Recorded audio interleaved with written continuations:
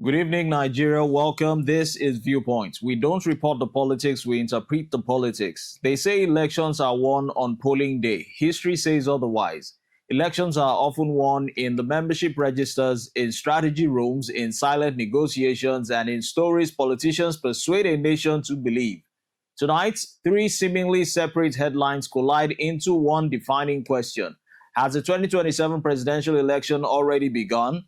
The APC is rebuilding its political army through a nationwide electronic membership registration. A controversial campaign council has sparked questions about loyalty, exclusion, and institutional neutrality. And Atiku Abubakar has thrown down perhaps the biggest challenge yet.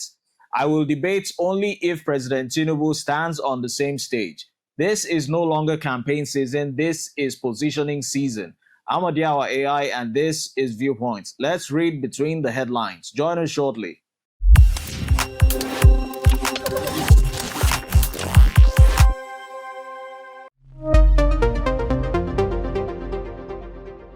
You're welcome back. Every political party has two currencies. The first is votes, and the second is membership. Votes decide an election. Members could build the machine that delivers those votes. That is why the APC's announcement may appear administrative, but politically it is deeply strategic. Beginning August 31, 2026, the ruling party is reopening its electronic membership registration across every ward in Nigeria.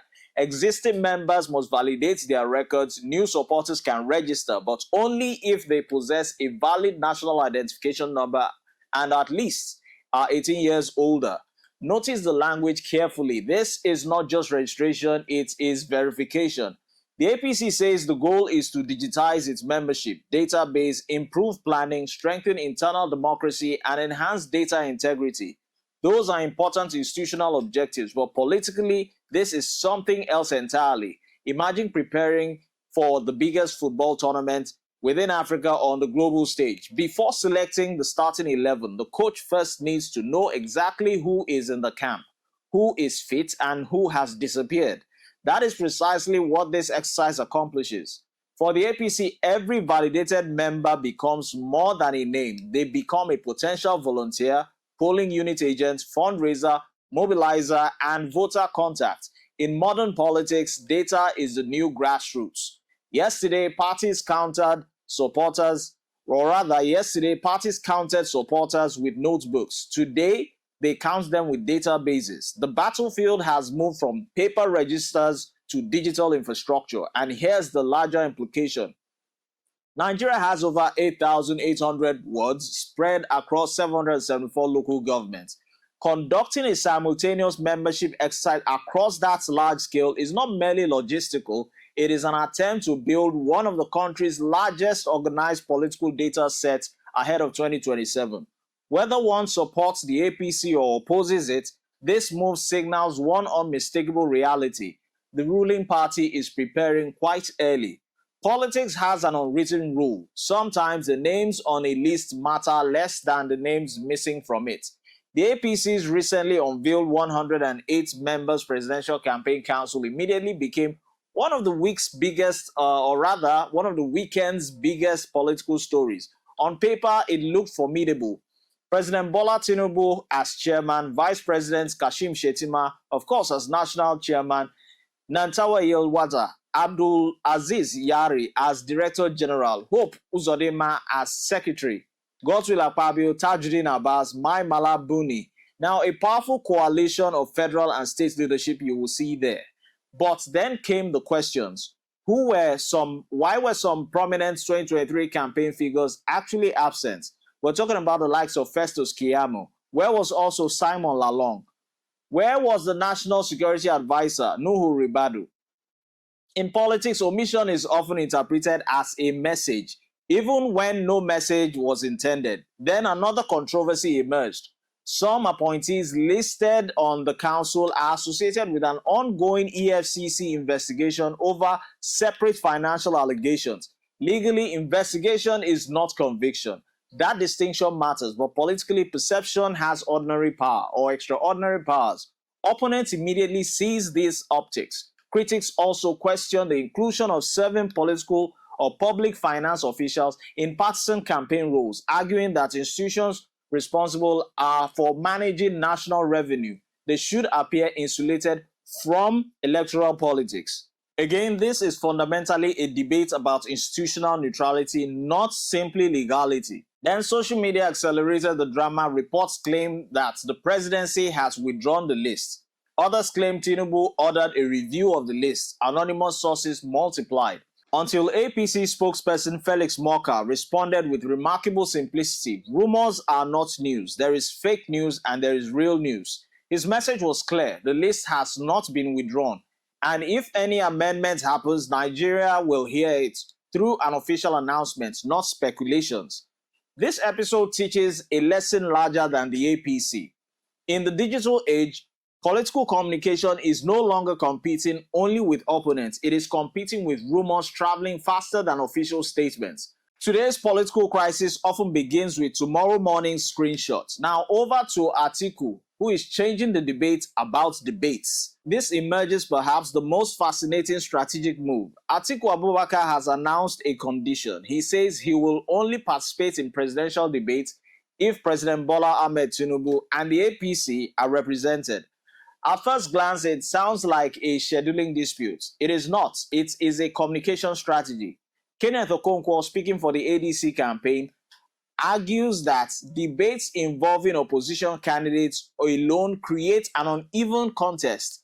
He is reasoning straightforward. If the incumbent stays away while opposition candidates criticize one another, the ruling party benefits without answering difficult questions.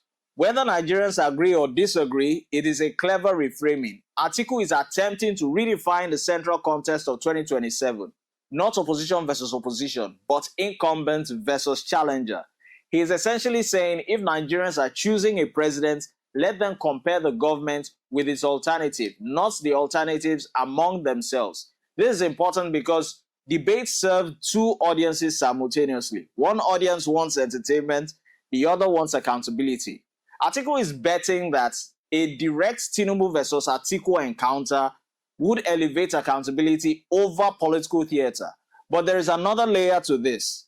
Notice what Atiku did not reject. He says he remains available or open for interviews, town halls, press conferences, and of course, public engagement. So this is not a refusal to face voters. It is a refusal to participate in a format he believes is an advantage to the incumbents here. Whether that strategy succeeds depends on one unanswered question. Will Tinubu accept the challenge? Now, the politics of absence. Sometimes presence dominates headlines. Oftentimes or sometimes, absence speaks louder. Days before the developments, Nigeria witnessed the signing of the 2027 Peace Accord, designed to promote peaceful campaigns and democratic conduct. It gathered political stakeholders in Abuja, yet three notable absences shaped public conversation. President Tinubu of the APC was represented by the Secretary General of the Federation, George Akume. Atiku was also absent. Likewise, Governor Seyi Makinde of the Allied People's Movement, the APM. Politics often resembles a theater where even empty seats become symbols. Supporters interpret them differently. Critics weaponize them differently. But here's the analytical point. Peace accords are important because they establish moral commitments, not legal victories. Signing a document does not automatically produce or translate to peaceful elections. Institutions do, political cultures do, party disciplines does, and ultimately the citizens do. The signatures matter, but behavioral patterns matter more. Now, the real battle which has actually changed. Let's connect all these three stories. They are not isolated. They are chapters of the same political novel. Chapter 1, build the organization. The APC expands and verifies its membership. Chapter 2, building a structure. A campaign council distributes influence, rewards loyalty, and prepares mobilization. Then chapter 3, build the narrative. Atiku reframes debates around accountability and challenges the incumbents directly. 3 headlines, 1 destination, 2027. And perhaps this is where Nigerian politics is evolving.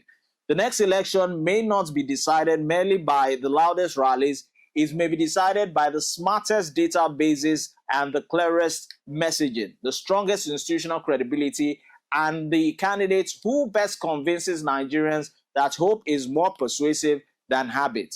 One story says continuity, another promises change. A third may yet emerge before Nigerians cast a single ballot.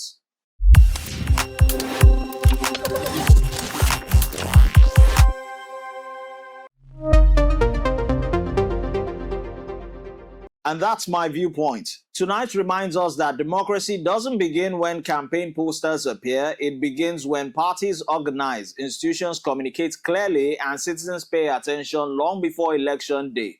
The APC is building its machine, the opposition is sharpening its message, and the debate over debates has already become part of the campaign itself.